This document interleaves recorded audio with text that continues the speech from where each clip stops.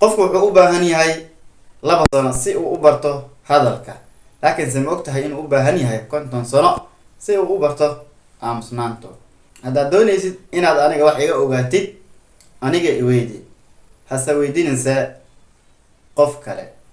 waxaa aad iyo aad u badan kuwa jecel waxaa lifida ka fogaansho ka fogaanaysid qofkii aan qadarinaynin qiimahaadu waxay caafimaad u tahay naftaadu, karaamadaadu iyo noloshaadu.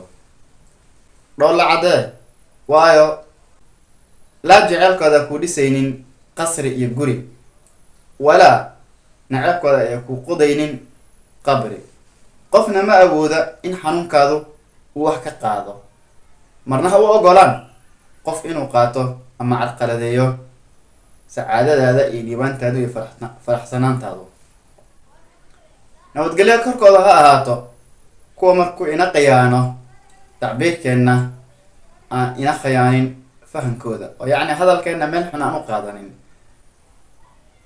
sidoo kalena korkooda salaam ha ahaato kuwa markii ereyadeenna ay inaga fasahaadaan, inaga qaldamaan, niyadooda aan fasahaadin, inoo cudurdaara lacala saas oo la jeedi iyo cudurdaar inoo raadiyo, inoo dalbo.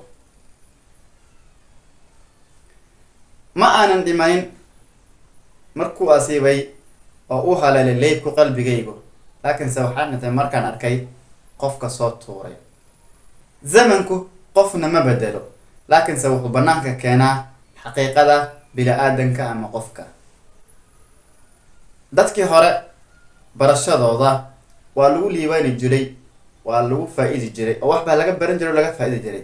laakiinse kuwa hadda joogo ka fogaanshahooda ayaa khayr ku jirto, oo waayo dadka waxay noqdeen dugaag iyo bahalo gal ayay noqdeen badankooda, in yar oo ilaahay u naxariista mooye.